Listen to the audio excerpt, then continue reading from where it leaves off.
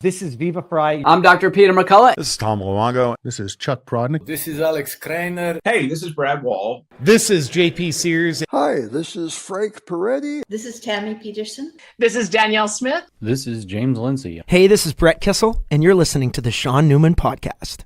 Hey folks, welcome to the podcast. Happy Wednesday. How's everybody doing today? The number of ounces of silver needed to buy an ounce of gold now at near 30-year highs. Silver is bargain priced when compared to gold, and it's a perfect time to protect a portion of your savings with silver. And Silver Gold Bull has a wide variety of best value silver for every budget. Simply text or email Grahame for details. Whether you are a seasoned investor or new to precious metals, Grahame will work with you to answer all your questions and recommend the best products to meet your investing goals. It's all down in the show notes. If you're on silvergoldbull.ca or .com, just make sure to reference the Shaun Newman Podcast. Bow Valley Credit Union is your Alberta regulated, fully serviced financial institution, and they're proud to present the first in Canada gold collateral lending. Now, all of you can lend against your physical gold and silver for favorable rates. It's like a HELOC on your gold and silver. And if you don't have any gold and silver, that is, you can also get a loan to purchase it from Bow Valley Credit Union. All you got to do is start your Bow Valley Credit Union membership today. Send an email to welcome@bowvalleycu.com. It's all down in the show notes. And start a better path forward with Bow Valley CU. Profit River. When it comes to firearms, optics, accessories, they serve all of Canada. So listen up, Canada. They got a brand new website, easy for all of you to use, some cool new features. On any purchase, just use the coupon code SNP. It gets into monthly draws that can, reward you for purchasing through Profit River.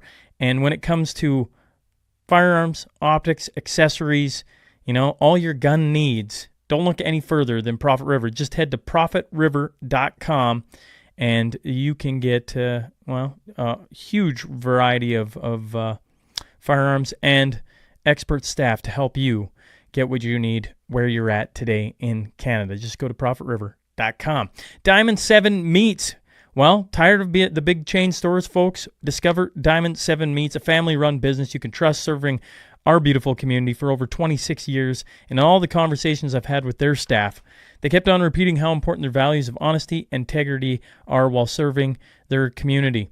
They offer all the cuts you can find at any retail store, and their expert staff can help you with, anything you need to know about meat, whether, how thick you want it, to cooking temperatures, and a whole lot more. Heck, whether or not you're getting the right cut, maybe, they can offer any cuts. And you can just call them and be like, hey, I would like this fresh. Can you make this? They'll do that. You can also just show up, and they got it sitting there in the freezer as well. They're on Highway 17 and 67th Street North. You can give them a call today. That is, give Diamond 7 Meats a call today, 306-825-9718. If you're looking for concrete, stamped concrete, the new studio, the guys who did that, Renegade Acres, that's Caleb Taves, and reach out if you're looking for somebody to lay a pad or, some stamped concrete like he does. Fantastic work. Can't speak. Wow, there's a lot of men that have come through the podcast. Let me tell you, I've been very humbled at some of the people that have come around this podcast. Caleb Taves is just one of the many. The Cornerstone Forum 2026, believe me, we're working on it here in July. We're hoping to have an answer. I keep saying that.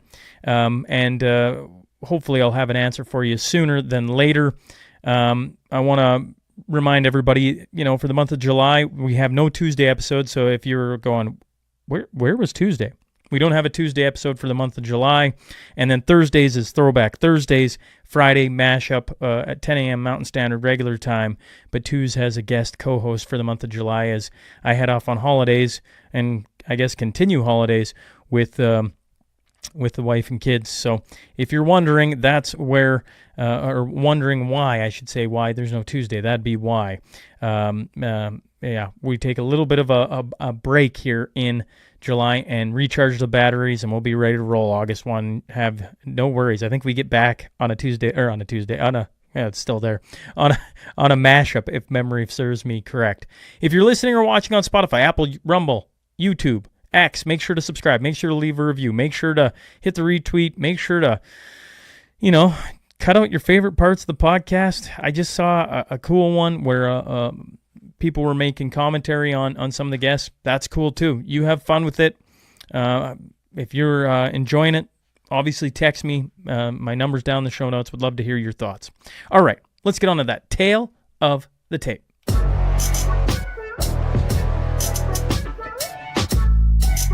Today's guest is the founder, CEO, and president of Bitcoin Well. I'm talking about Adam O'Brien. So buckle up.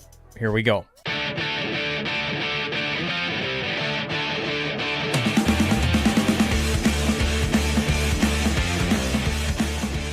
Welcome to the Shaun Newman podcast. Today I'm sitting with Adam O'Brien. So, sir, thanks for making the trip to Lloydminster. Dude, it was great. I had a couple phone calls, was just blasting on the highway. That like one straight shot to get here. I was able to cruise a little bit. So yeah, it's a pleasure to be here. It's a great spot. Yeah, well, I mean, for me, I do a lot of things virtually. I think that's just the way of the world now. And in podcasting, unless you have a huge budget to fly in whoever, you rely on the online portion. I can't harass it because it's really built what I've done and allowed me guests that I would have never had.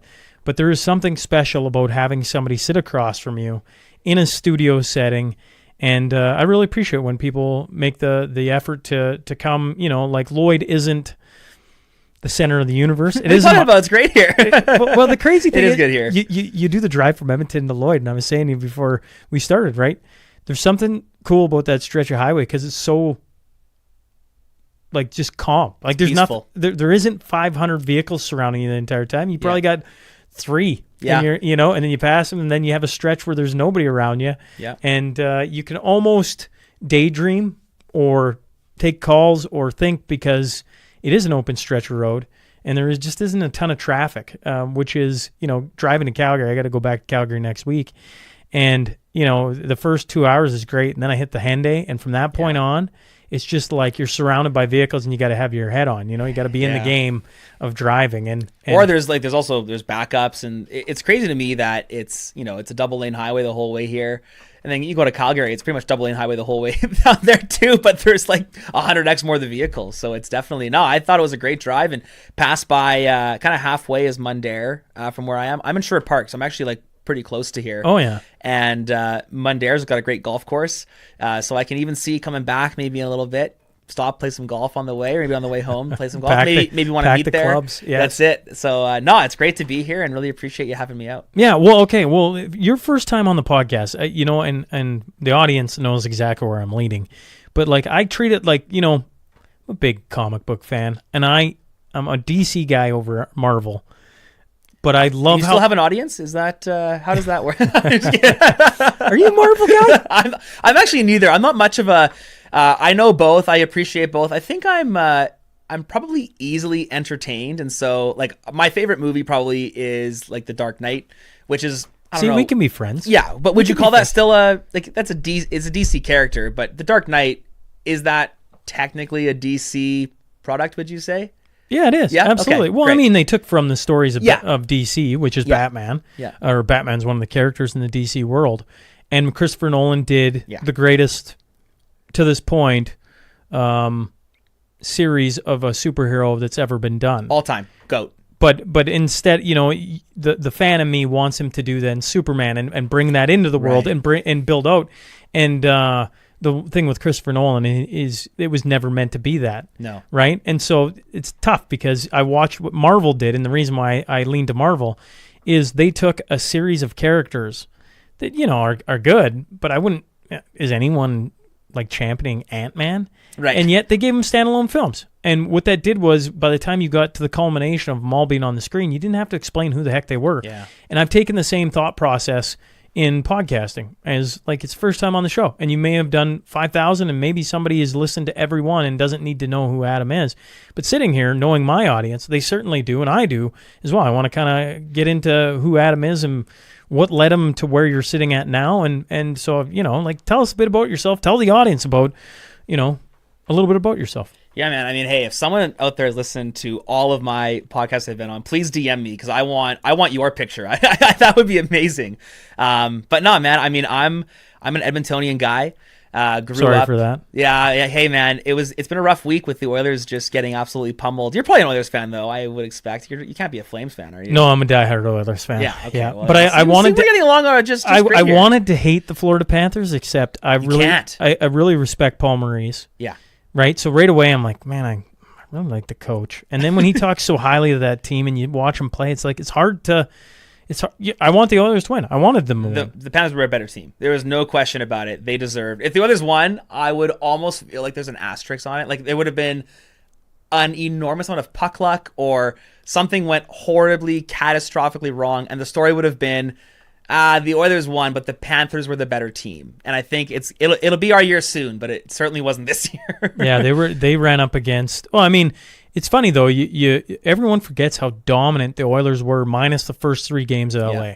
After the first 3 games at LA, we're all worried about Ekholm, and I was like, how are they gonna? And then the defense played phenomenal. Yeah, Pickard came in, played phenomenal. Then gets hurt. Skinner played phenomenal. Yeah, so you can sit and rag on any one of them, but for 3 series, they were a dominant force, and they just ran into a very good, exceptional. And seemingly Florida had Panthers. no gas. Like they couldn't put 2 passes together. We lost the last game. Well, I think the last 2 games we had hardly any offense at all.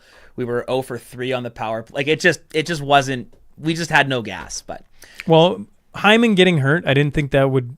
If I would have said if one person other than McDavid and Draisaitl was to get hurt, I would have thought Ekholm not being in the lineup would have been a bigger hole than Hyman.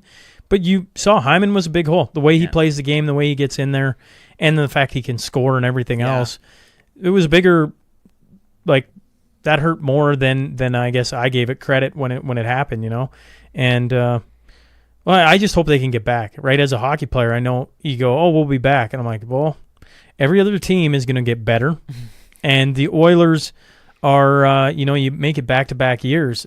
I mean, look at maybe the Dallas Stars. They made it there once, and they haven't been able to find their way back. Yeah. Why? Because the Edmonton Oilers are there. And next year it could be the Colorado Avalanche, or it could be the Winnipeg Jets, or it could be the LA Kings. Because I feel like if you're the LA Kings, you're like, give us anybody but the Edmonton Oilers. Yeah, and we'll blast through them. And we'll blast through them. Like they're probably hoping they finish low enough. A wild card season, they just go to the other side and play some different teams because they run into the Oilers and they solve Skinner every year, and the Oilers still find a way to beat them. And the LA Kings are they're.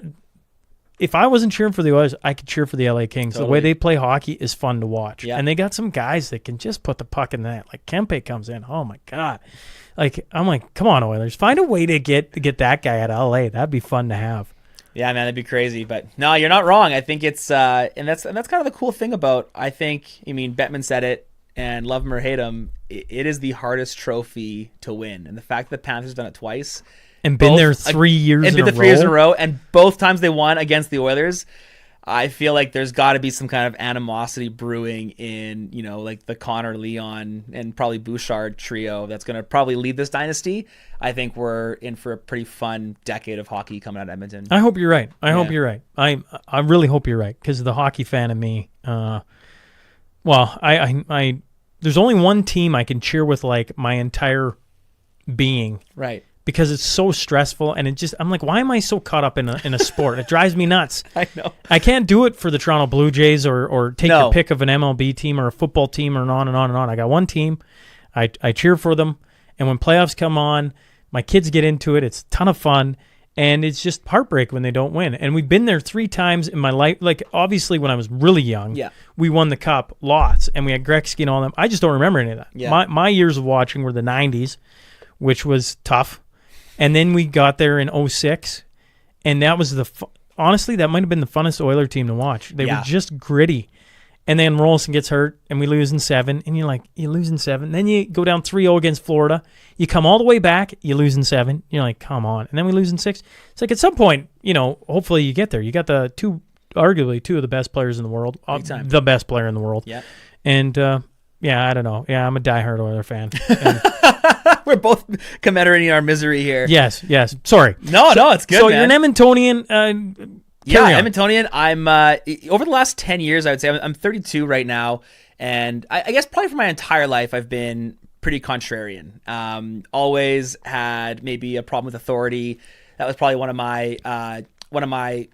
If you thought about Adam as a kid, it was definitely like always asked why, always had a loophole, and always tried to find the path that served me better, not serving kind of whoever the authority figure was. And so, luckily, I was also quite charismatic and charming. And so, my teachers and I always had a love-hate relationship. One of my best friends growing up, her mom was actually our like math teacher and teacher for the kind of like the trouble years, like when I was 10 to 14 kind of area. And so, she'd like boot me from class. Like I'd have all these problems, and then I'd be at her house, for dinner that night or whatever. And she was great because she was able to turn it on and off.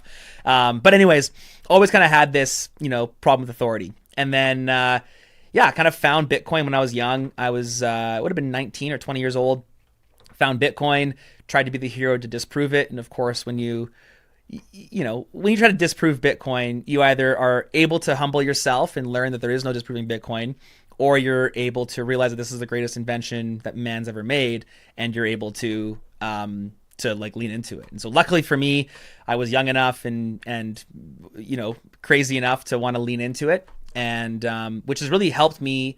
I think Bitcoin has single-handedly shaped my worldview more than any other, instruction, technology, or even ideology. Recently, funny enough, I'd say Bitcoin has drawn me closer to a relationship with God, which was not a path that I expected, but is one that I'm definitely on. And I would say now Jesus probably shapes my worldview more than Bitcoin. But Bitcoin, and it could have been my age, could have been all this stuff, but Bitcoin certainly set me off on this trajectory of like first principle thinking and really understanding why the world works the way it does. And then Bitcoin is, for a large part of our problems, kind of the answer. And so it's been a really cool journey over the last 10, 12 years since I've been in Bitcoin, to kind of lean more into the freedom community, lean more into, why being, guarded or why all these regulations maybe don't quite work on the long, like if you play anything out to the extreme, regulations just never really help anybody on the long term. Kind of this concept of a high and a low time preference. And yeah, it's been a crazy journey kind of to get here. I now understand why. Shout out to Toby for pushing me on this. I now understand why she's like, you two are almost identical. Now, obviously, I'm not the Bitcoin. This because you helped walk me through. Yes, sir. Like setting up a thing, and I'm like, I don't get that. I'm not that much older than you. But 30. You did well. Like you're into it. You're okay. Well, I'm working on it. Right. I'm working on it, but I want to understand it. I want to understand a whole bunch of the world. It's funny that you might be the first Bitcoiner that has told me that Bitcoin, and I forgive me audience, because maybe there's a few of you that have said the same thing. I just might be thinking of on the podcast where a Bitcoiner has said Bitcoin has actually led me to God. That's an interesting thing to say, because I would argue the podcast has led me to God. Right. Cool. So like, the journey. Maybe it's freedom that actually leads you to God. Maybe that's the Venn diagram. There's Bitcoin, which is freedom. There's your podcast, which is obviously heavily freedom focused, and the Venn diagram there is God, which would be an interesting kind of thought experiment. Well, I don't know. I would probably argue Bitcoin. You start to see how the world isn't working, and then the longer you dig into that, you get to where you're confronted with a truth that you have to wrestle with. And in podcasting, the more people I talk to, the more screwed up the world becomes. And you think the people that have the answers or the institutions that are saying they have the answers, you start watching them and you're like, wait a second, that doesn't make any sense. And then you get confronted with the things that can't be seen. And you're like, well, how do you make sense of that? And I don't know if that certainly freedom's in there. I think the avenue of Bitcoin would show you, I don't want to put words in your mouth, but I would think it would show you a bunch of the ways the world is really screwed up. And the more you start to stare at it, they're like, they have to know that. So why are they doing that? Yeah, that's probably actually the relationship, or like kind of the term that I've come to in my head is, the leaders, the people, like the they that you kind of are speaking about here. I was having this discussion with my friend a few months ago. It's like they're either evil or dumb. And there's no real, like, it is so obvious that the things that we do, the actions that they take don't work. And it is so painfully obvious at this point, 50 years off of the sound money gold standard, all the climate nonsense over the last quarter century. It is so painstakingly obvious that is false. It is a clear falsity. And the fact that they're not, reneging and shifting direction at this point has to be evil or dumb. And I don't think they're dumb. So it's like, it's got to be evil or at least malintended. I think it can actually be both. Interesting. Yeah. I think dumb gets promoted. And I have on the podcast tons of like sharp people who have been removed from their world because they wouldn't go along to get along. Like they're just saying, why? And the audience can remember Rebecca Koffler and Alex Craner on and us pointing that out to her, right? She's not the only one who speaks out about a certain subject who then gets removed. And why do the others get promoted? Right. Well, that can be definitely evil up at the top, promoting that. And it can be, like dumb in the middle. Dumb in the middle. Yeah, or incompetence. Evil with an installation of dumb. Yeah, I don't know. I think so. I think both can be really true at the same time. Now, I'm not going to forget today. So, anyone who comes into the studio gets now this is funny to give it to a Bitcoiner, but this is fun. Gets a silver coin. And wow. So, here you go, sir. Well, thank you, man. So, I don't know if you know this, but Silver Gold Bull. This is a new one. You got King Charles on I got here. King Charles on. Okay, wow. So, Silver Gold Bull is one of my major sponsors of the podcast. So, anyone who comes in studio, we give them a silver coin. And so, like, to you, like, I'd be curious your thoughts on silver, but I mean, obviously, you're heavily into Bitcoin, and that stares at the financial world. And, silver and gold was something that I knew very little about when I started this podcast in 2019. And over the course of lots of conversations, I've started to learn more about it. Yep. I've certainly started to learn more about Bitcoin. I see lots of similarities in the two of them, or precious metals, I should say. And it's cool to see those communities kind of interact, because I know at times you can be isolationists of like, it's our way or the highway. And I always laugh because I talk to so many of both sides. I'm like, you guys all are very similar. You realize this. Yeah, and we both want the same things too, which I find is so interesting. I personally, I'm a fan of precious metals. I think that the tangibility of precious metals are great. I've owned plenty of silver in the past. I've owned gold in the past. I think the key difference though between a silver and a Bitcoin is the known scarcity is absolutely, like, Bitcoin, without a question how much is in circulation at any point in time, and how much will be in circulation at any given moment in the future, which is something you just can't have with the physicality of silver. We have no clue, who's sitting on what silver, which mines have or haven't been announced, how much is even in the mines that we're actively harvesting from. And so I think the known scarcity, Bitcoin is really the only known scarce asset on the planet. There's no other, even oil. We don't really know how much oil exists. We don't know how much oil. We're told how much exists. Well, we're told, but that's obviously a lie. Yeah. It's the actual fact is that oil is likely renewable, and that oil is kind of abundant and way more abundant than what we're being told, is the actual, probability of things, I would say. But gold is the same thing. Diamonds are now provably not scarce, and that whole is it De Beers or I think it's De Beers is the name. They were like guarding the supply of diamonds, and then to make them scarce, false scarcity. And then hilariously, now that scam is up. And so what do? Well, we migrate to lab made diamonds, and we're pushing those at a discount, trying to create some other kind of artificial scarcity around this, precious stone. And so I think that, Bitcoin, for lack of a better term, solves what gold, silver, precious metals, largely physical assets, will say, kind of just can't, which is that undeniable certainty in the scarcity. And then obviously the divisibility and all this stuff are secondary natures in my perspective, but just being able to be certain and not have to trust one person to tell me how much exists is very special and something that only Bitcoin can do. Well, when you bring up anything but Bitcoin, I think, maybe my audience, maybe you can tell me different. I don't think there is a controlling institution, country, set of people that can dictate the supply of Bitcoin or or tell us stories. Like, that's what you're, I think, explaining, right? Like, and what's the problem with anything else? and we always point to fiat, is like fiat. You know, the more I learn about it, I'm just like, what a headache. You know, Evil or dumb, man.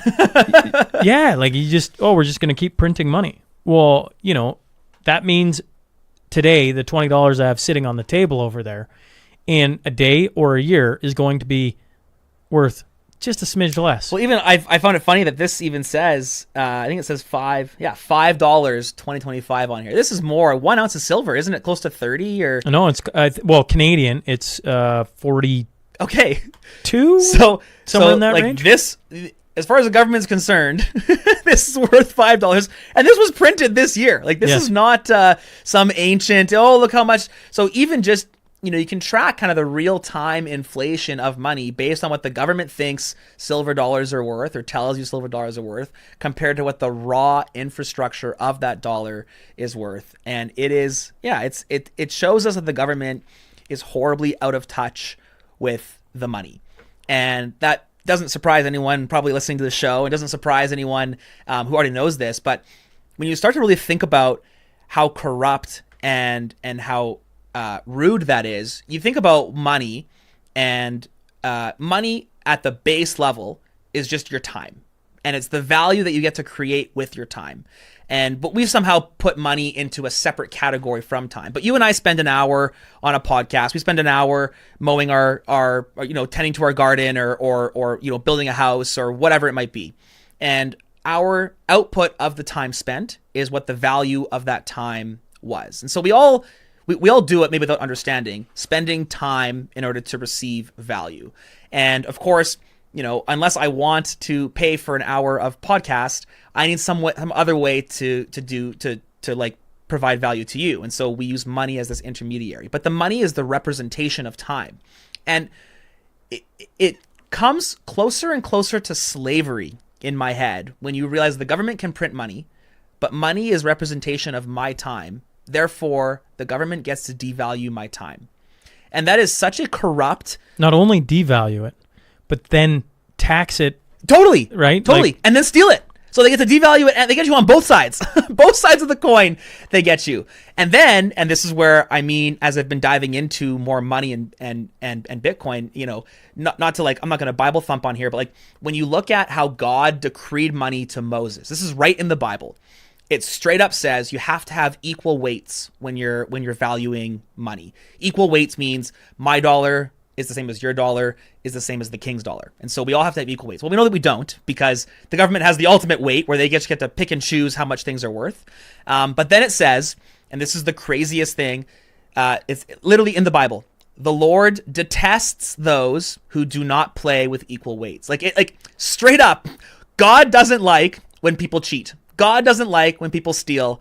God doesn't like the fact that someone, something, some entity, some government is devaluing your time. And I think it's a very telling spot that we're in the world where we have been so brainwashed to think that, if we don't have inflation, the world would stop. We won't have innovation. And I can see the logical argument, but it falls off so fast when you realize that people have to spend to live. Because if we don't spend the value we make, we die. And so the economy will always move, and the free market dictates that the value will always flow to the best proposition. And so when you have those two things in balance, everything's just it's amazing. But the problem is we have this unnatural force in the middle that gets to decree the money, gets to just decide what money's worth, and inject a bunch of new ones because of some health, crisis, because of some war that's, about to happen, because of some famine that may or may not exist. We just get the government that at the stroke of a pen gets to decide how much money exists. Because the planet's going to end in 2030? Well, of course. Wasn't it 2020 or 2012? What was the first one? When I was in high school, it was the Mayan calendar. The Mayan calendar, that was said it. It was going to end in 2012. Yeah. In 2000, they thought all the Y2K. And isn't it interesting listening to the Sovereign? Have you listened to the Sovereign Individual? A bunch of the PayPal mafia got together in 1998 and wrote The Sovereign Individual, which is a book kind of predicting the information age. So they kind of go through the three, now four categories of humanity, where you've got kind of like the hunter-gatherer, into like the agriculture, into the industrial, and then now the information age. And they talk about all the things, and they're bang on. They talk about the climate, they talk about the bank, the CBDCs, like they talk about the money and how it's all going to get captured and how government's going to bloat and all this stuff. But they talk about Y2K and they get it horribly wrong. I wouldn't say they're scared, but they're definitely not sure how it's gonna happen. So it is interesting to hear from the historical. Obviously, we know 25 years later that Y2K was a non-issue.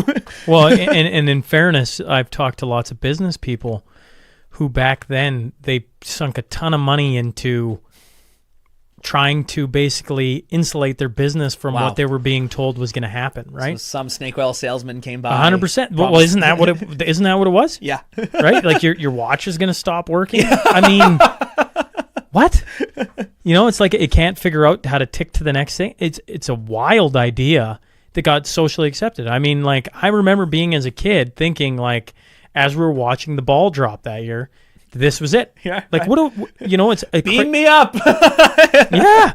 We did a time capsule as a family that year. Actually, so did we. I think I was 8 or 9 when like Y2K was happening. And we did a time capsule and we went to my aunt's cabin and we were all like at the cabin. My parents, and after, I didn't know this at the time, but afterwards they were like, all right, if it's going to go down, we're going to be with the family and we're going to be hanging out. So. Yeah. I mean, what a wild, but you see how they can construct ideas that get absolutely, I mean, we just, in now that I'm like paying attention, I mean, our last election, elbows up, create an enemy, and and you just watch it take over an entire country. Like, this is wild to watch. Like, I'm sure if I would have been paying attention back then, I would have saw it and been like, this is stupid. Yeah, but I wasn't. I was a part of the machine, so to speak, and I was just like a non-player character almost, right? I was just watching it go on and being like, this could be the end, right? Mind counter, this could be the end. It's like,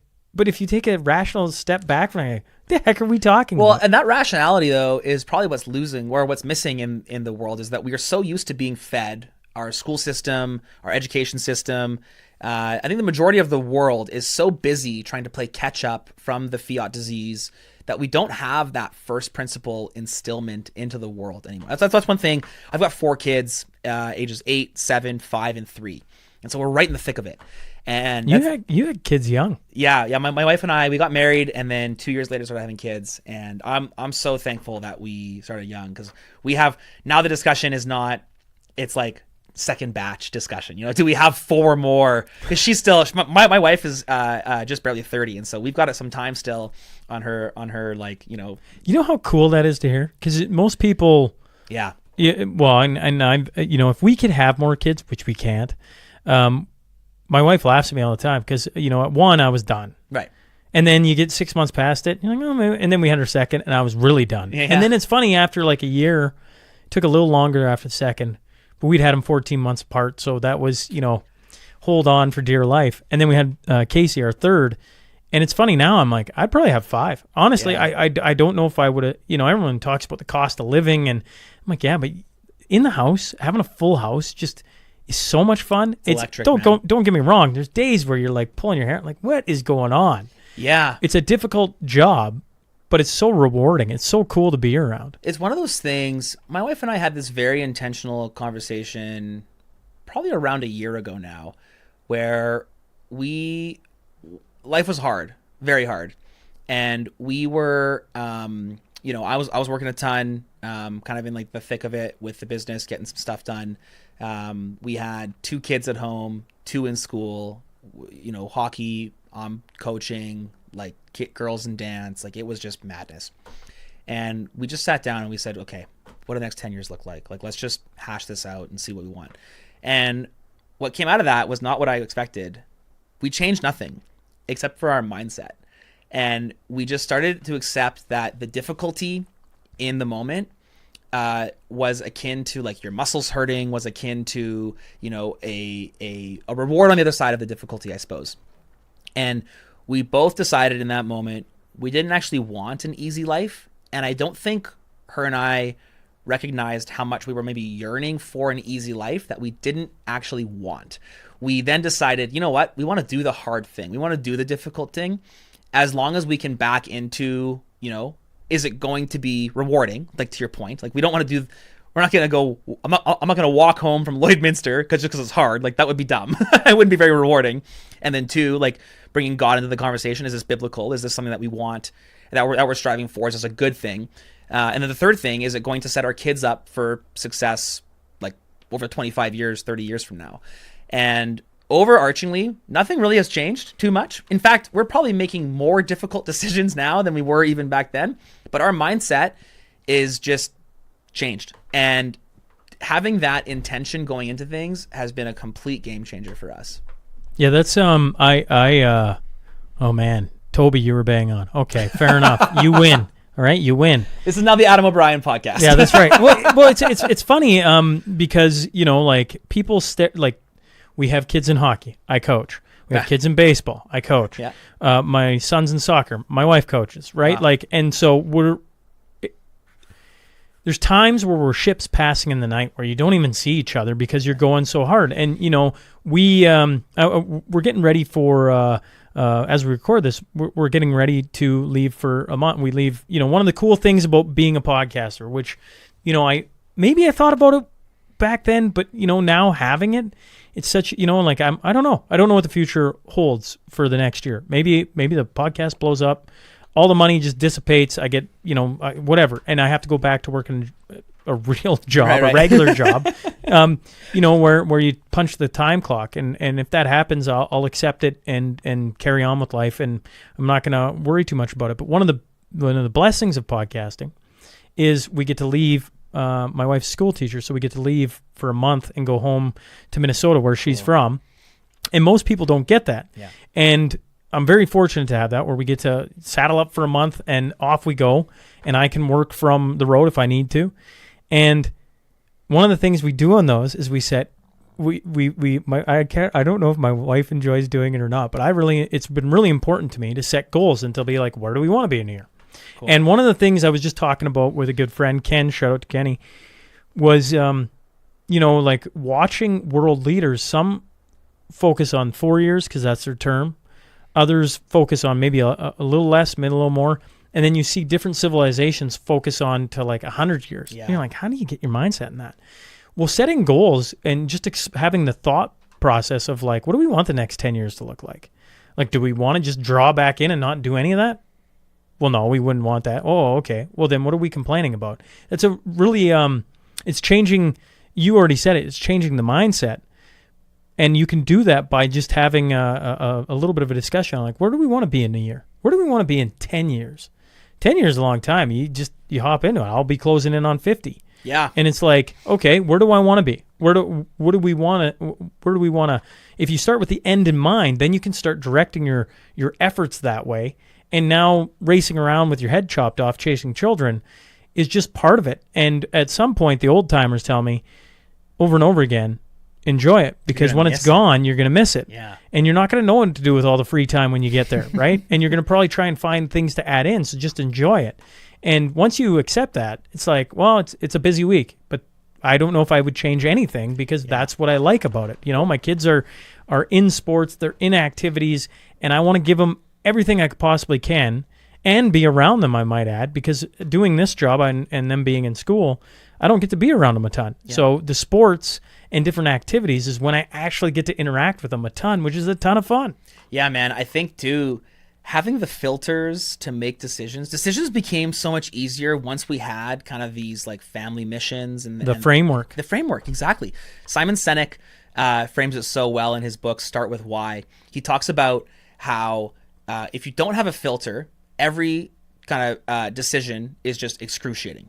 Go to the store and get some food. It's like, well, am I getting cookies? Am I getting broccoli? Am I getting steak? Am I getting milk? Like, what am I going to get? But like, go buy some healthy stuff. It's like, oh, okay, I know very clearly which aisle to be in, what to grab. It's obviously going to be lots of meat and fruit, and off we go. And having those filters for our family has been just a complete game changer, because it's no longer like hemming and hawing. It's very quick decisions towards kind of the common mission, the common goal. And now, especially for the older kids, we're bringing them into that conversation. It's like, hey, Dad, can I do this? It's like, well, yeah, you can do anything you want, but tell me why you think this is the best thing to do with your time. Tell me why you think this is the best thing to, invest your brain and your physical energy into. And then it's like, how is it helping your goals? And blah, blah, blah. And at first they're like, I don't know, like I just wanted to do it. And then, but now especially my older son, They start to think. holy smokes, he's 8 years old. He's thinking better than I was at 25. Like, Well, it's it's crazy. funny. It's funny you bring that up because so this is the first year. I haven't told my wife this yet, so Nice. I didn't get to announce it on the podcast. But we haven't done the goal thing because we haven't left yet. So on the road trip, I'm Nice. looking forward to her being like, okay, yeah, all right, let's and this is the first year I'm like, I think I'm going to ask my kids to do it with us, or to have a part in it. I really think you and your wife, or me and mine, it's really important to do that together. Yeah. And then certainly to do it individually too. Like, where do you want to be? Where do we want to be? And I want to bring my kids in for part of that. 8 or 9, soon to be 8, and soon to be 6. And I don't expect a 6-year-old to be like, well, and lay down something crazy. But it's like what you just said. I want them to start thinking like that, because it's taken me into my 30s before I ever started thinking like that. I'm like, man, if I'd started, I know, because one of the things about podcasting is if I didn't know what I was doing at the start, I was just, I was just trying things, right? And then as I started to get a little bit better it's like, well, where do I actually want to be? And then you plant that mountaintop of where, okay, I want to get over there. Then all the noise that tries pulling you off that way, and I don't mean that in an evil way. I just mean people want your time. people have their own mountains, and they want to use and try to, like, get that to work for sure. Then it becomes easier to say no. 100%. No, I'm not interested. Like one of the things on this side has been, as you talk to more politicians and start to learn things, everybody, when are you going to run for politics? Like, Yeah. well, if I do that, you realize this all goes away. Yeah. And is that the best use of what I'm doing? Or is it better to aim differently? And I always say, the day Mel walks in and says, you got to run for politics, maybe I'll entertain that conversation. Until then, it's like, I'm aiming at a different hill or a different mountaintop. And it becomes easier once you have that set of like, no, I'm not interested in that. Yeah. No, I'm not interested in that. I'm taking a year off drinking right now. So I haven't been drinking for almost 7 months.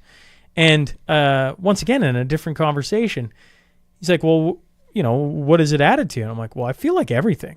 Like everything has become clear. I like to think our marriage is better because of it. My time, my energy. I wrote something for the first time, I think, ever. I've certainly had thoughts, but I actually wrote a coherent 2-page thought. And do I chalk that up all to not drinking? No. But at the same time, the time was there, and the level of brain activity wasn't clouded. And so I actually got to think about something, write it down, and I'm like, and I feel like that's building to where I want to get to. Yeah. I haven't had a drop of alcohol in, it'll be 10 years. Really? This October. And I probably, I would probably say my personality definitely falls towards the, addiction. I definitely like to do things that I like a lot. A lot, sure. And so it was probably a dark season of life. Kind of just decided, like, this is not for me. Went through about a year, decided, like, oh yeah, a year went by, like, clearly I can turn it off, and then dove back in, bad habits, and just thought, okay, this is not for me, I'm done. And what I think it attributes to is I have 365 days a year where I wake up feeling amazing. I also don't have a crutch for 365 days a year. That's an easy, like, oh, pass it off, and I'm gonna write tonight off. I'm gonna, even if you do that 10 times a year, I've had a full extra month over the last decade at 10 days per year 3 months at 10 days a year. Well, and I would say 6 months, because everybody knows if you take a night, what does it cost you on the other end? Well, 100%. The next day, maybe 2 if you're older. Like it's, as you get older, those days don't get any shorter. Yeah. And so this extra time, this extra brain turned onness is like definitely compounding. And my physical being is healthier. To your point, I think too, there's something, you're more switched on spiritually. You're able to be more humble. You're less irritable. Like everything, the stars align and the incentives align when you're not inebriated and when you're not, when that's not a part of your life. So I definitely, commend you for jumping on that journey. And I would, I would hazard a guess that you take your year and do whatever and like, whatever. Like I've got lots of friends that like drink and like nothing against that.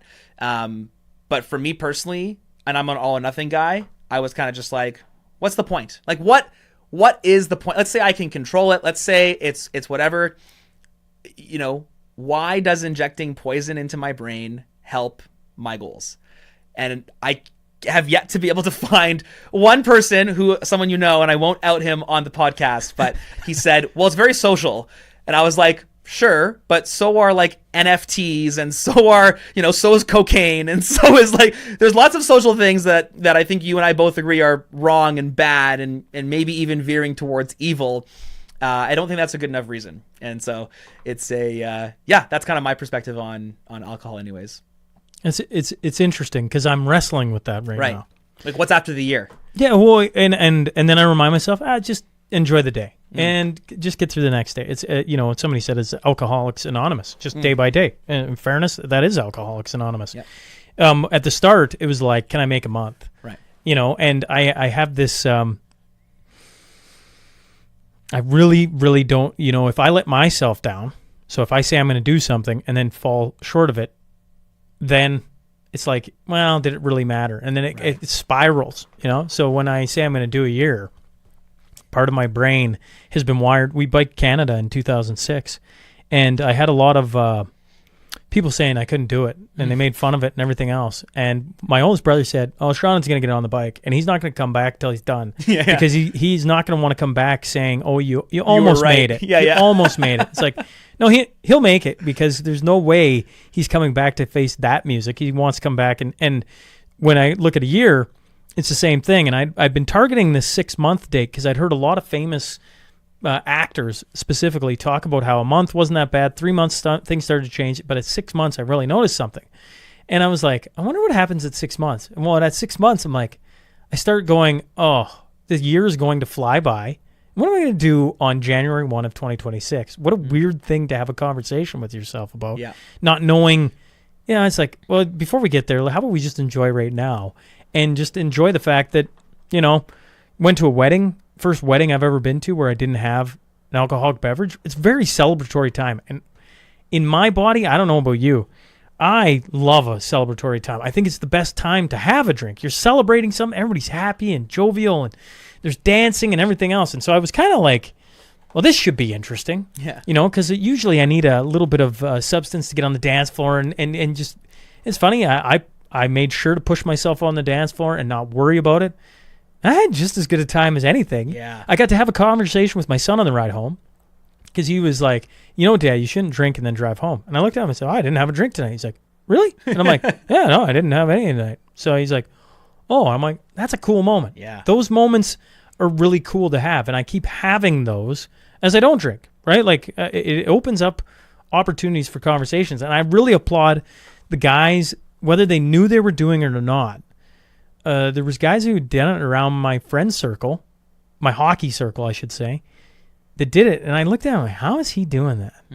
And they really put that in my brain of, if they can do it, I know I can do it because I'm doing a lot of other things, but why can they do that one? And so you never know what impact you're having. 10 years, I mean, hats off to you. That's and pretty it's funny. Cool. I would say probably after the first year was when that logic, it became less emotional. Like right now, I would call the stage that you're in. It's a little bit more emotional than like logical. I think there's no real good logic for it, but there's the social and to your point, a celebratory time. What are we going to celebrate? Like we're at a wedding, we're having an anniversary, it's a time for great pleasure, and I mean that is something that we, as a society especially like to do. What I found was the weirdest was going out for dinner with one or two other people and just ordering like a soda water, or just having the water, or just having the, the mocktail, or, whatever. I like virgin mojitos. That's my, like, mojito. I love it, man. The mint, the syrup, and the soda water. I go crazy for it. It's fantastic. And so they're like, "Oh, you're not drinking?" It's like, "No, I don't really like to drink. You guys go ahead, but I don't really like to drink." And then they'll often be like, "Well, I'm not gonna drink alone," like, and then they don't drink, and then we have a great conversation, and we both drive home, and off we go. And more and more as that came, more and more times, I got more and more comfortable with that conversation. It kind of became a little bit part of my identity, and then I would say, I've also seen lots of success, and people look at me in this kind of higher regard. I gained a lot more confidence, and now it's just kind of part of my brand, part of who I am, part of what makes me tick is like, I get 365 switched on days per year. And you call me at 3 a.m. any night, I'm ready to have a conversation. When I can't sleep, I'm not piling into a bottle. I'm diving into my laptop or my Bible. Like that's what fuels me and preps me, so that in 5 years, like, you better believe I'm on this crazy hockey stick curve. And I'm trying to blast the things out of my way that are trying to pull me off the hockey stick curve. And so, yeah, that's kind of what's worked for me. Like I said, I'm an all or nothing guy too, though. So I wasn't the guy that just walked in and had one beer. Like, it was, 10 beers and then a bottle of Jaeger or something, like, I'm on the extreme side on everything, which is part of what makes me who I am, and probably what gives me lots of my success in, diving into Bitcoin so early and so young, and the business and how it runs now. But also, that's a double-edged sword for any type of, extreme individual. Substance can be a tricky thing. Yeah, well, I mirror you. If I'm going for one, I want to have, because as soon as I have one, I want to have 7. Right. Like, maybe the only times where that isn't the case is I got 3 older brothers, and there's just certain moments in life where you're sitting around with the brothers specifically, and maybe dad's there, and they pull out a nice bottle of scotch, and you're like, a little nip, would it hurt? And yet you think about that, and you're like, the problem my brain has, because I know this about everything, it actually goes to podcasting. One of my fears of not podcasting is when I get away from it, things just, it's such an anchor of, like, structure in my day. Podcast, put it out. Do you put a show out every day? 5 days a week. Wow. Yeah. And during hockey season, NHL playoffs, we do 6. Wow. Because the brothers come in and we do a roundtable, but I also go, do you go to work every day? Right, yeah, of course. Yeah. Do you, to somebody who works in the oil field, do you get up and go to work every day? Yeah. So, 7, they're like, 7, only 6 for you? Like, I go 7. Yeah, I watched a video on Casey Neistat. He's the GOAT, man. The way he tells a story is just insane. And he just made so much sense to me. Like, if you do, back then he was talking about YouTube videos, and he goes, I do one a week, and I get one that goes cataclysmic once a month. What happens if I did 30 of them in a month? How many of them would go cataclysmic? Even if it's only 2, it's double. Yeah. And I'm like, 100% better. I'm like, oh, that's interesting, right? And so, like, you add in the 10,000 hour rule, and you add in different things like that, and it's like, well, I don't want to be an okay host. Mm-hmm. I want to be the best. Well, the best, in my opinion, even to this day, is still Joe Rogan. I watch him, and I just like, he's just so well versed. 3,000 episodes. Like, it's insane. Insane. And yet I'm over 1,000 now. And wow. How did that happen? Well, it didn't happen by doing 1,000 a year. It just happened by being consistent, showing up, sitting with people, and exploring different topics, and building a network and inviting them on. And I just want to be the best that Western Canada. I feel like there's such a divide between West and East. I don't know if I'll ever be, and sorry to my Eastern listeners, because there is a bunch of them. But I think we can all agree. I'm not speaking to the maybe the downtown Toronto folk, or like the French speaking in Quebec. I'm a Western Canada boy. I grew up in Saskatchewan, live in Alberta, have a ton of time for the blue collar folk that make our world run. Yeah. And I really want to showcase that, and I want to be the best. And by being the best, like, I found that, I just did the Cornerstone Forum, in Calgary on May 10th. And it is the first show I've done. I think I've done 12 live events. It is the first one I've never had a drop of alcohol at. And normally, when I culminate and finish something like that, I have a nice whatever. And this time, I'm like, well, I can't. So what am I going to do? So I drank water with lime. It's you talk about mojitos. Water with a fresh lime. I don't know why it tastes so good, but it tastes really good. Lime's the superfood, man. And normally I would stay up till 2 a.m. And instead, I'm like, I know this from running lots of events in earlier life. Nothing good happens after midnight. Absolutely nothing. So it's funny. I time myself off a bottle of water. When the bottle of water's done, it's time to go to bed. Just go up to bed. Don't worry about it. And it's the first time I've ever, because normally you get sucked into having one, and then you have two, and you're having, it's just nice to decompress, and you kind of, all right, you let the hair down, and I didn't have that. And I woke up the next day, and I was ready to go again. I'm like, well, that's really interesting. My recovery, I told everybody I wasn't going to talk about Cornerstone 2026 until like 2 weeks later. It was the next morning, my brain turned on, and it started, on Monday. So 2 days after, I'd already reached out to venues. I'm like, what am I doing? This is such an insane thing. You said 2 weeks, Shaun. It hasn't been 36 hours, and you're already planning for 2026. And I don't think I would have that if I would have went out till 2 a.m. and then maybe the next day had a few. I could see how 2 weeks goes by and you actually haven't done much, and they're all right. It's time to get moving. Pull yourself off, though, right? Because you're waking up hungover. You're not exactly eating a nice big ribeye steak with a watermelon after. Like, you're going after McDonald's. You're probably taking the edge off. Like, you got 1 day, so now you're not feeling good for 2 or 3 more days. You guarantee you I was going to get McDonald's, right? It was right across the street. It's a no-brainer. No-brainer. Getting an egg McMuffin. Do you guys have, like, in this town? Do you have like a DoorDash or a? Like, do you have those gig delivery? Yeah. You bet. Yep. Yeah. Like, I mean, it's also easy. It's very, very easy to do yourself the disfavors. And I think all those disfavors to yourself come from the mindset of, I just want things to be easy. But when you actually look at your life, I don't think you want the outcome of an easy life. I think you actually, if every single person, whether they're young, old, driven, not driven, whatever. Nobody actually wants the outcome of just an easy life. They all want the outcome of, making difficult decisions and having discipline. And I think our world has gotten so far away from that discipline. We don't raise our children this way. We don't, our governments don't act this way. Even some businesses are not even forced to act with discipline. You look at these big behemoth companies, like,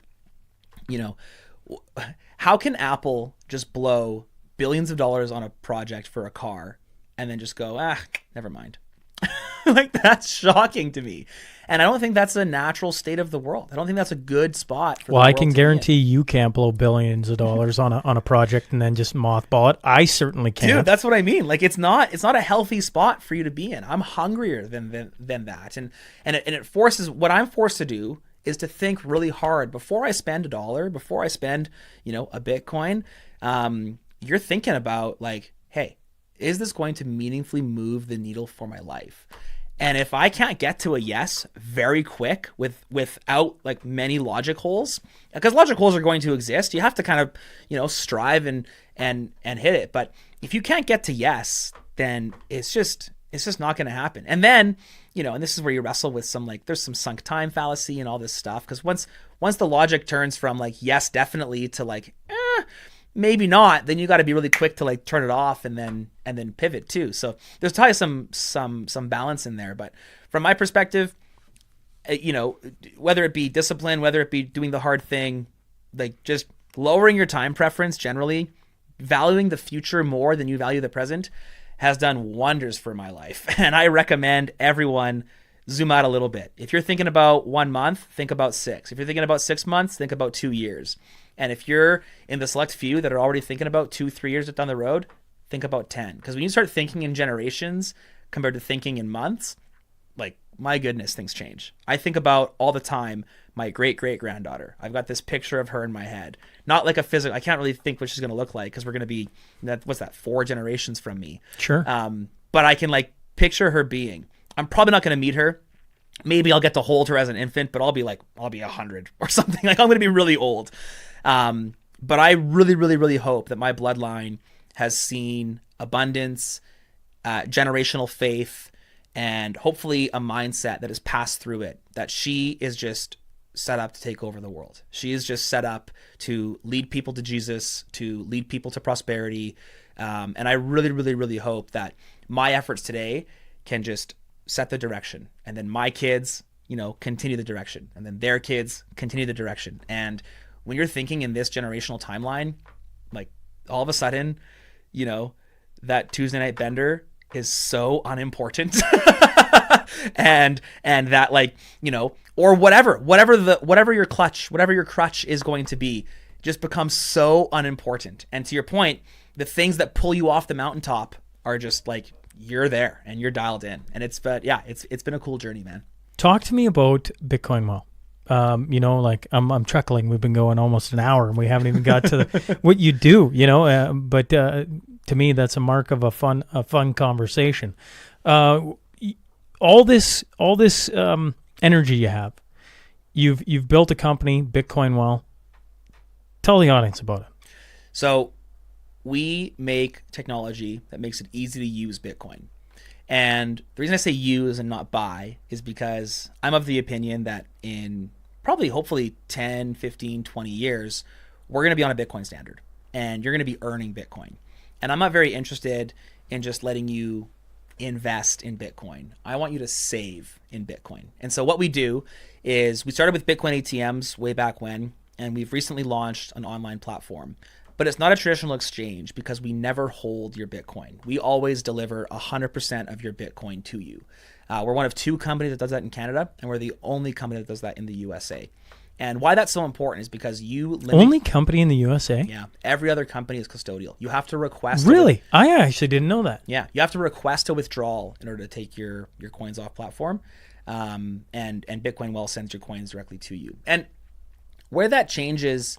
kind of the incentives and the mindset of the platform is we are 100% concerned about making your dollar go as far as possible. So every dollar you give us should give you as much Bitcoin as possible, but also your experience has to be A1.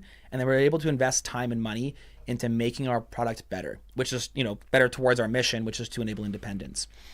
If you are holding my Bitcoin, even for an hour, you have to be investing in my Bitcoin's security. You have to be with the regulators, making sure that you're doing this under compliance. You have to be making sure that the giant honeypot that you've created is protected. You have to make sure that your SOPs for your internal staff are there. So you're wasting all this time, all this energy protecting something that you shouldn't have anyways. And we've got the luxury of just delivering all of the Bitcoin to our customers immediately. At no point in time is a customer exposed. Like, if we turned our servers off right now, Bitcoin Well was just like, nah, I'm done. Turn off the computers, cancel the contracts, like the server contract, we're done. There would be 0 customer Bitcoin lost. And I think that's a really special thing because it truly aligns our incentive with our customers' incentive. If the government tomorrow made self-custody of Bitcoin illegal, every single Bitcoin that you have sitting in Coinbase doesn't come to you. And that happened in the UK, where they're actively going through a process to make taking custody of your Bitcoin illegal. And so we call this being non-custodial, or we're a self-custody platform. And that, in my mind, is the single biggest selling feature, the single biggest differentiator between Bitcoin Well and every other platform.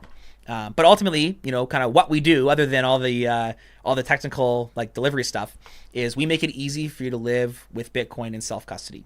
And so whether you want to pay your bill, like I personally, I like to say, I'm just building a product that I need, and lucky for us, 50,000 other people want to use it as well. But you can pay your bills with Bitcoin. You can send, like, if I like to send you an e-transfer, say I owed you $100, I could send Bitcoin to Bitcoin Well. Bitcoin Well will send you the e-transfer. That's how I pay my landscaper. I pay with Bitcoin. He doesn't want to accept the Bitcoin. No problem. He gets cash. And then the guy that cuts the grass, not like the tree guy, but the guy that just like drives the lawnmower.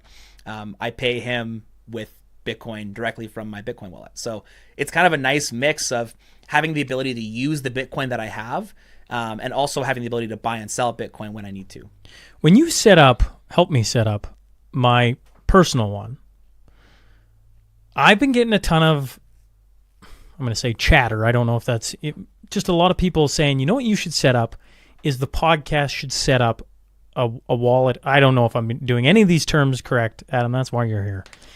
Is that something a company can do easily through you? Is that like... So a wallet, I actually wouldn't push you to use Bitcoin well, because I don't want any part of your Bitcoin ownership.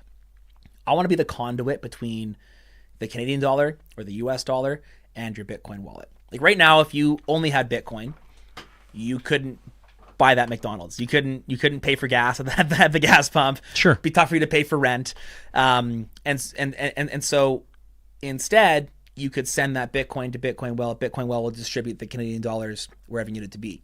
What I would push you to do instead is to very, very simply make a second wallet, because Bitcoin wallets are abundant and free. Tell your listeners what that wallet address is. It's totally public, totally fine. And then your listeners could donate Bitcoin at any point in time.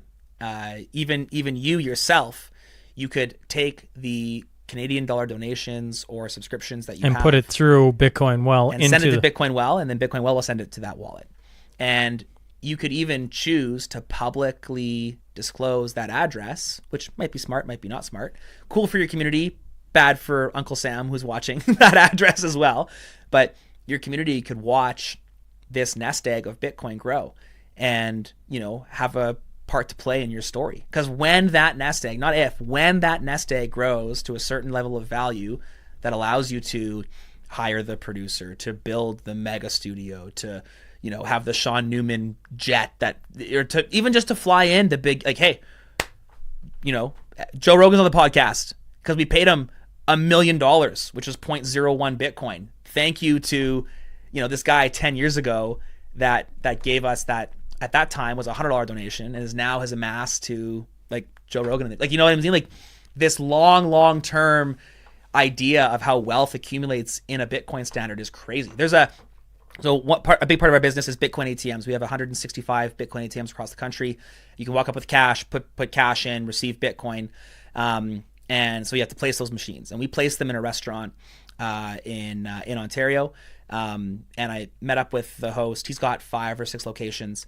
I met up with him last year at the Bitcoin conference in Montreal, and he was like, "Hey man, I got to tell you something." And I was like, "Great, let's hear it. Like, what do you got?" And he's like, "Well, 2 years ago, you put your machine in, and we've been taking our rent payments in Bitcoin. It's $200 a month." And he said, over the course of the last 2 years, like $200 comes into my bank account for the business. It's a slush. Like, you're thinking about you're operating a restaurant. I don't know what the revenues are, 250 grand a year, or give or take. $200 just gets lost in the janitor, whatever. But this, $200 a month, straight into Bitcoin, straight into my wallet. It's segregated and it's in Bitcoin. That is now over $25,000. I'm selling it and opening up another location. So it's like what was slush money, what was just, getting lost in the shuffle over 2 years only, which is frankly not that much time. And luckily, timing was like, we were in the part of the cycle where the timing worked out for him. But he gets a whole new location where we're put another machine, pay him another $200. Like, you see how this compounds so well. And it's strictly because, he lowered his time preference. He was disciplined. And I would absolutely think that, the Shaun Newman podcast should have a Bitcoin wallet that you're disciplined in 10%, 15%, 20%, some number of the revenue that comes in gets, put into savings, put into Bitcoin. I think every small business should do that, because every small business, has this problem. Especially, I think about those blue collar workers we were talking about earlier. Lots of them are sole prop contractors. Lots of them have cash flow. Maybe they're managing 7 to 10 employees. They post $1 to $3 million a year in profit, and they unfortunately have to figure out what to do with the cash at the end of the year. They have a bank account with melting ice cubes sitting inside of it. And so what do? Well, oftentimes they've bought a building, buy the building that you're going to be in, quit paying rent, now you've got some assets there. Maybe you're going to invest in another truck or in another, line of business. And I think all that's great. But at the end of the day, nothing is more liquid and nothing is more guaranteed than Bitcoin. You buy a big building to try to protect the value, your profits as a small business. You're kind of on the hook for that building forever. You got to pay property taxes. You got to maintain it. So you're renting it against time and the government in those two cents. And then what happens if the market turns? What happens if offices go out of style for a year or two? What happens if your business wants to move? That would never happen. Yeah. Why would we turn the world off, right? That wouldn't happen. What happens if you decide that you no longer want to be in Grand Prairie, you want to go to Fort Mac, and you have another hassle of moving. So you have all these liabilities disguised as assets to protect the melting ice cube problem of your bank account, when in reality, you could just have a Bitcoin wallet. And Bitcoin does its thing. It's instantly liquid. It's available, or it's usable literally on any part of the earth. You could actually go to Nigeria and use Bitcoin easier than you can use the US dollar. And certainly easier than the Canadian dollar. So it's like, what are we doing here? As a small business, I think we're going to see a massive rise of people saving their business value in Bitcoin for the long term, especially as we get a little bit of turbulence here with the political system in Canada. We're talking about Alberta moving. Like, there's some serious volatility and uncertainty in the short-term horizon. Now, you could assume a giant building in Alberta, as it separates, would skyrocket in value. Maybe. Unless there's an exit tax, unless there's some other sort of, problem that exists. So I just think about these things and how Bitcoin is kind of the answer to like that melting ice cube problem. And Bitcoin is designed really to help you navigate that journey. But then most importantly, help you convert from, Canadian dollars into Bitcoin and then be there. Like, I do not subscribe to this idea, like, never sell your Bitcoin. Like, I think that's the dumbest thing ever, because if you never sell your Bitcoin, that means you have dollars. What are you doing having dollars? It's like, oh, I never sell my USD, so I just keep all my money in pesos. Like, why would you do that? That seems pretty dumb. And keeping the worst version of the currency in order to not have to sell the good stuff makes no sense. Just buy everything. Just keep all the good stuff, and then you'll be able to use it later on. Well, I like when, one of the things I like about your mindset is looking further out. One of the things about the Cornerstone Forum in particular is I always talk about the next year, but I like looking at things a little longer term. I was mentioning, I showed you the video of the new studio, and one of the things, it took me a long time to finally settle on it, and I think that's okay for things that really matter. Yeah. You're setting a foundation of where you're going to head. You should probably take some time and thinking about that, And when you start looking at even the company with the $200 a month, you almost forget it. I can see how you forget about that. For some people right now, all they got is $200 a month. Yeah. For others, $200 a month, they blow on a quick trip to the liquor store, to be honest. Yeah. Right? Sure. And one dinner. Right? Yeah. You start just sneaking that away. You can see where you almost forget about it. And then one day you look over and you're like, when did that happen? Yeah. And at times I'm really good at that. And at times I'm just as bad as anyone else with those things. And I'm really trying to get my mindset into that. Like, where do I want to be in another 2 years, 5 years, 10 years? There's simple things, like that aren't that simple because they take a ton of work. But my marriage, where do I want to be? Well, I want to still be married. Yeah. I want it to be healthy. I want it to be fun. I don't want it to be where so much of I get so annoyed with Hollywood right now because everything is divorce. I'm like, where is the happy story? Like, where is that story? Because they're there. I'm living it.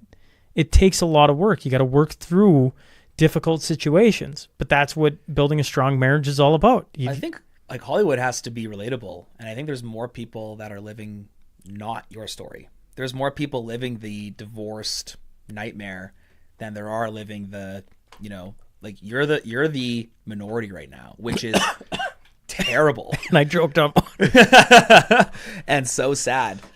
My my buddy and I were chatting this morning. He told me that 1 in 4, the stat is 1 in 4 kids grow up in a household without a father figure right now. 1 in 4. Oof. That is 30 years ago, it was 1 in 20. So that is crazy. And you think about this, you think about, the detachment of like money from value. You think about Hollywood, you think about, the news inputs, and it's a dark world, man. And I think that, it's pretty important to talk about the long term. We don't have people thinking about the long term very much because I don't think the world is able or is focused on that right now, which is crazy.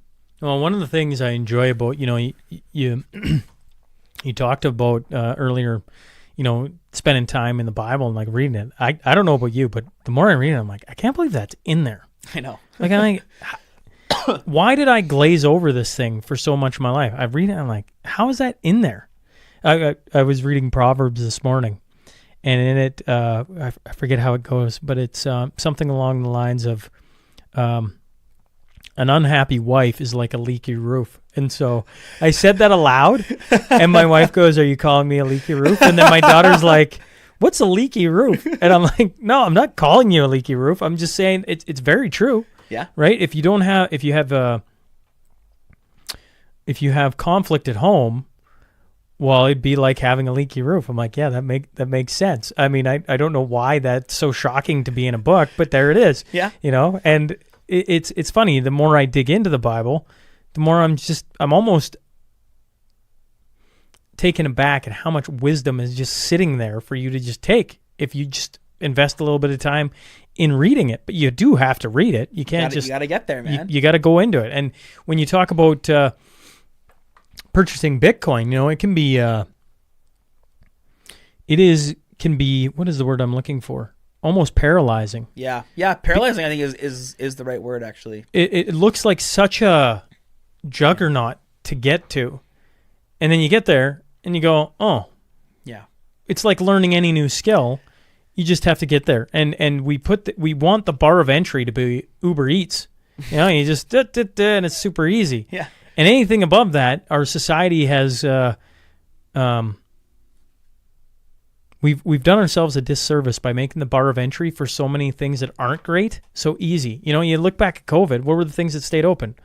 Weed shops, liquor stores, and you're like casinos. You're like, yeah, but none of that is really good. Like, and yet that's the way society operates. You can tell. You say I'm the minority. Well, you're the minority in all over again in thinking, well, those things are bad. Well, society seems to not think so. You watch NHL playoffs. What do? They talk about gambling every commercial break. Yep. I'm like, and beer. And beer. Yeah. You're like, yeah, maybe those two for long-term success aren't really compatible. Totally. Yeah, man. No, I think it's, I think to your point about society and where it's been, I think it's a symptom of the money. It's a symptom that human beings, let's think about 100 years ago. Let's think about 250 years ago. You weren't just focused on, if you only focus on the short term, you weren't going to make it to the next 6 months or 12 months down the road. But what you had going for you was that the things that you stacked up, the gold, the canned food, those things lasted. And you had this kind of short-term security, this concept of savings. We all have and are brought up, oh, you got to have 6 months worth of, let's make sure you have 6 months expenses. Well, guess what? 6 months expenses is kind of unknown right now, right? Interest rates are changing every 3. So you have no idea what your mortgage costs, your borrowing costs are going to be in even 6 months, right? Rent prices, food prices change weekly, right? Price of Apple, lumber. What did lumber shoot up like 400% in the span of 2 months during like the COVID craze? Like these prices that we have are not stable for 6 months. And so what good is having 6 months of savings going to do? You are only able to save for your shortest unit of expenditure, which if you think about what is it? It's food, it's gas, and shelter, let's call it. Well, food prices change daily. Let's go weekly. Gas prices change weekly. and your shelter prices change every 3 months because that's what interest rates change. So, I've got a fixed mortgage. I got right. Okay, sure, whatever. But like, let's say 12 months then. So really, you've got 2 of your 3 greatest expenses changing on a weekly basis. How on earth can we expect that person to plan about the next 10 years? How on earth do we expect for them to look 5 years, even 1 year down the road? Is like, yeah, maybe. But you go back to if you're thinking about a day, think about a week. If you're thinking about a month, think about 3. That's right. And it's short steps. It's short steps. Yeah. I read a book, this is, I don't know, is this 6 years ago now? It was Think and Grow Rich. I think it was the book, if I'm remembering correct. It was about ancient times and how people, set aside a copper coin every month, and then all of a sudden you had 12 copper coins, and then you could go out and, forgive me, I'm butchering this, but the idea is still the same. You could go buy an extra goat or an extra sheep, and then you slowly grew your flock, and over the course, 1 copper coin turned into 2 every month. And then all of a sudden, you got to where in 3 years you've added to your herd, and your herd's bigger, and then it just keeps going and going. Sometimes when you complicate things and make it all over the place, not you, I just mean in general. Yeah. You can get paralyzed in, well, what do I even start? And I found the Think and Grow Rich book was almost so simple that I'm like, oh yeah, it makes sense. If you just stick an extra $50, if you got it, over here into something, Bitcoin, and you do that consistently over the course of a year or 2 years, all of a sudden that is something completely different than what it was if you hadn't done it. Totally. Yeah. And that's taken time. And it continues to take time, and I'm still hard on myself because I think I could be better at it. And then I have to remind myself, but Shaun, you're still doing things you would never have thought of doing 7 years ago, and you want to get to this. I don't know. I think we're like, what is success deemed at these days? Probably having whatever you want to buy. Like I'm gonna go buy the new house. I'm gonna buy the new sports car, the boat, the all the things, and one of the things I hope I'm slowly starting to understand is actually what I want is I want my family to be safe and strong. Wow. Because storms are coming. They're happening every single day. And I want us to thrive. And thrive doesn't mean going to Mexico every 2 months. It actually just means having the ability to do what you want when you want. And some of that is just planning for the next year or the next 10 or the next 2 months. It's my wife laughs at me all the time, but as a kid, I don't know how on earth I convinced my parents, Harley and I, we shared a room, and we convinced them to put a TV in our room back when it was like boxed with the antennas. I don't even know how we did that. Awesome. It was an old crappy television set, and they probably thought it's an old crappy television set. Sure, you could have it in there. And then now as a parent, my wife and I, lots of people have TVs in their bedrooms. And maybe you're one of those. I don't know. And I told myself, I'm not doing it. I would love to do it because I would love to curl up in bed with the wife and put something on. But I'm like, what I told her then, and I continue to tell her, is as soon as we do that, my child, who has me in him, is going to have me over. He's going to have me over the table. Because he's going to be, why do you get to have, and I'm not going to have a good answer other than when you get older, you can have it's your my house. That's right. And so by delaying that, no, I'm not going to do that. We have a TV. It's in the living room. You want to watch TV, you're around people. You don't get to go seclude yourself. It's one of those 20-year things with my kids that I'm like, they're not going to have that argument. I will not allow them to have that argument on me. No, we don't do it. Why do you get to do it? No, this is where the TV is. It's there. Yeah. Because you even think now, like I was saying the other day, when I was young, you had Saturday morning cartoons, and they didn't start until 7 on the button. Totally. I remember watching The Fuzz and waiting for Tintin to come on and being like, come on, Tintin. I don't even like you that much, but your Saturday morning cartoons that I want to watch. And we got till, I think it was 11, and then it switched to regular programming. Yeah. So you had 4 hours a week of morning cartoons. Yeah. Now, if you have anything in a bedroom where everything has become a smart TV or smart this, you can watch morning cartoons 24/7. Yeah. And it's like it's taken out the beauty of what Saturday morning cartoons were. The scarcity, man. The scarcity is gone. And totally. so, the scarcity, that's a good point. Yeah. We all want abundance, and then we cross over the point of too much, and then the magic kind of disappears. And all the value disappears. The value disappears. I think that humans were designed to have scarcity. We're drawn to even I'll never forget this. When my son was, I think he was 2, maybe a little bit younger. We were playing Hungry Hippos. Like, it's a pretty easy game for that. And there was no rules for, you know how they have the one different colored ball. Ours was purple and orange. And we didn't assign any value, like the 2-year-old. So it's just like, smash the hippo and get the balls, like whatever. Then you count after and hooray, you won or whatever. And he always freaked out. He loved it when he got the orange ball. That was kind of the one different one. No extra value. No extra points. He didn't win the game when he got the orange one. It was just, he just loved it because it was, I think, scarce. And he can't put into words why he's 2. But human beings are drawn to scarcity. And we were designed to live in a world that has scarcity. And now if you think about all the things that are killing society, all the things that are eating human beings alive, it's a result of money no longer being scarce and a result of, kind of the scarcity of things requiring work. And I think that's pretty telling. I think that it means that, we all need to go back to being a little bit more disciplined, really setting the stage for what we want in life, and then leaning into refrain. I think that we're in a world and in a time where if you can have everything, you should. And then the magic kind of starts to unwind, and you start to there's always more. But finding what you can live without in order to have a happier and a healthier life and generations is probably the better play. Yeah, the discipline of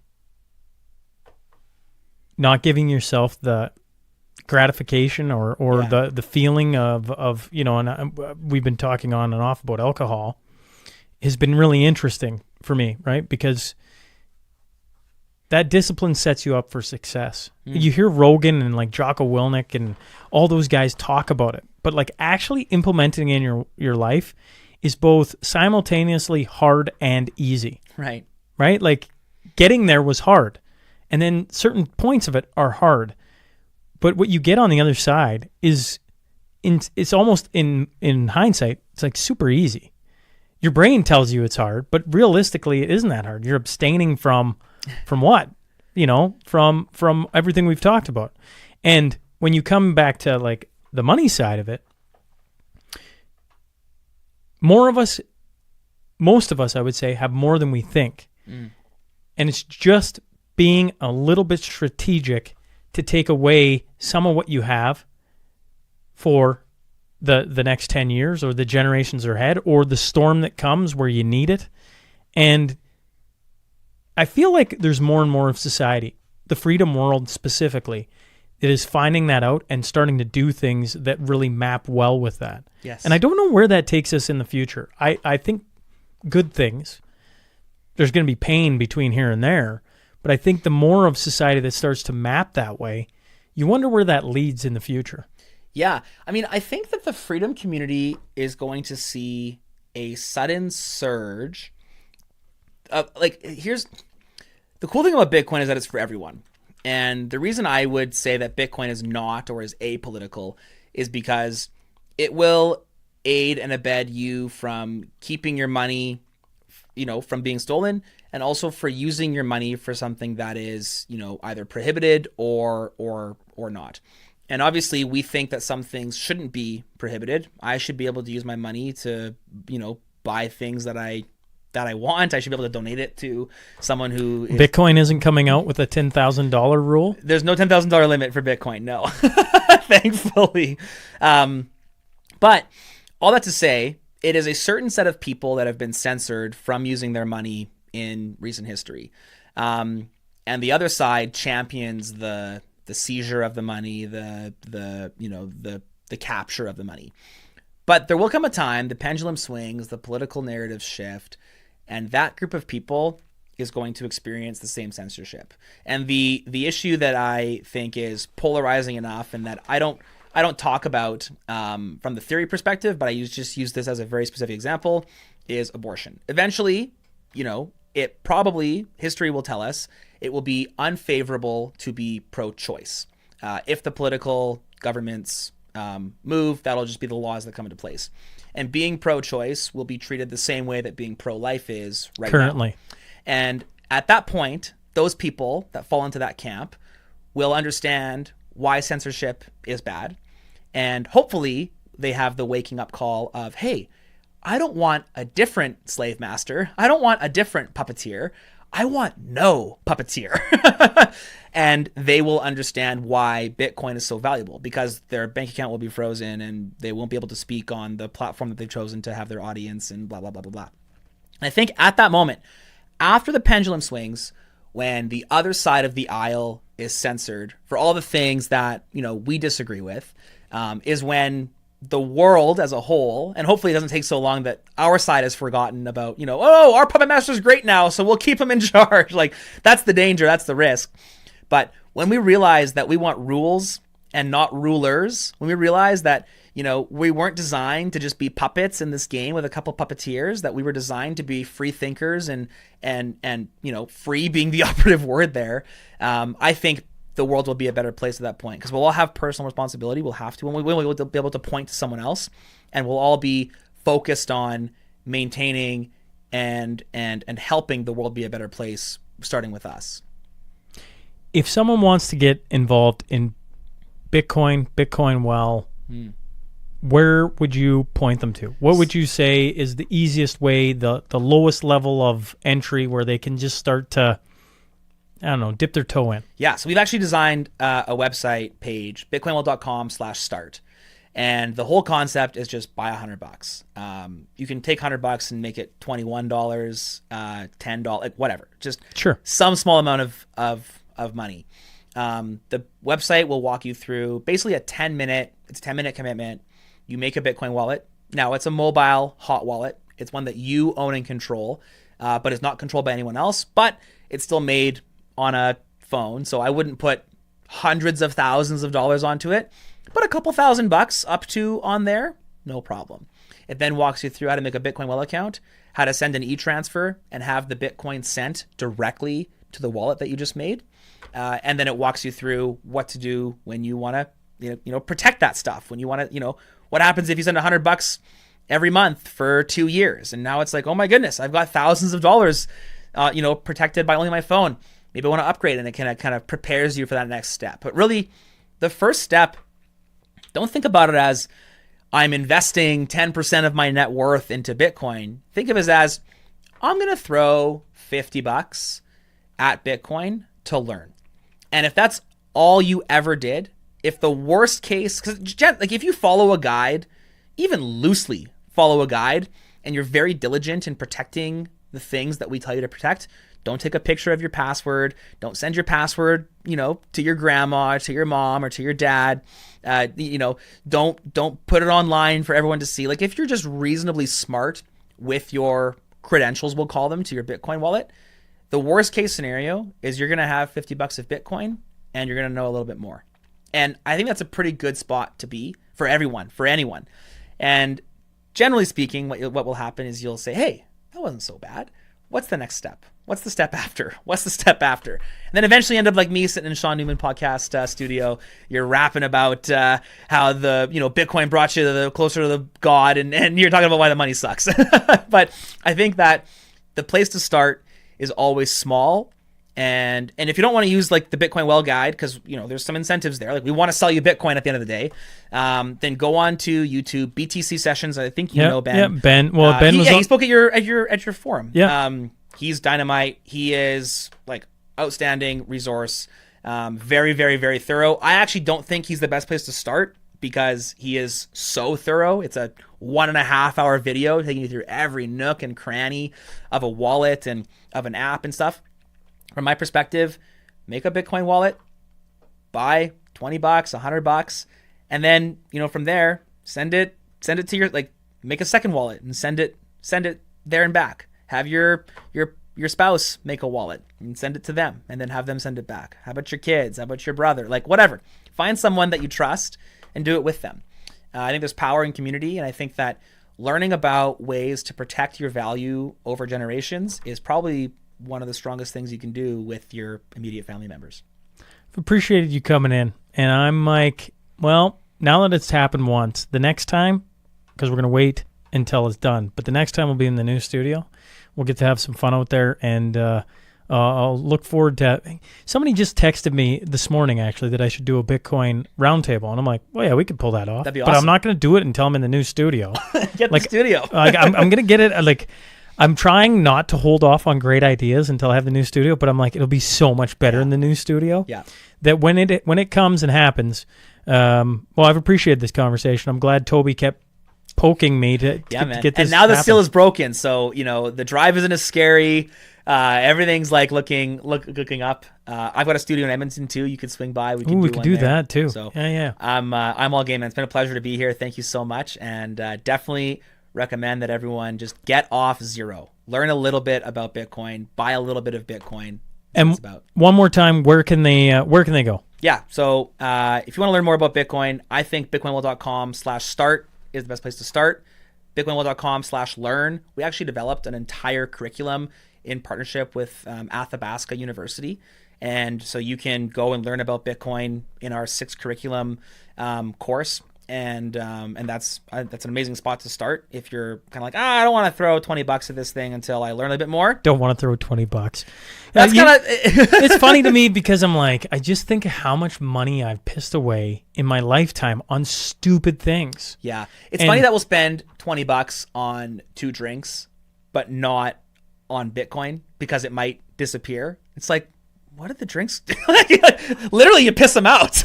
So I don't know that there's just a weird societal brain clog happening. There's mental gymnastics happening where people won't spend $20 to learn about Bitcoin, but that's where the world is. And so, yeah, if you want to learn more and deep dive, bitcoinworld.com/learn. And if you just want to start, you want to jump in, $20, $100, the platform is literally designed and set up to make it as easy as possible. So bitcoinworld.com/start guides you all through. It's very simple. And then, or just hit me on Twitter, @AdamO'Brien_ on Twitter. And we'll help you out. Cool. Appreciate you coming in.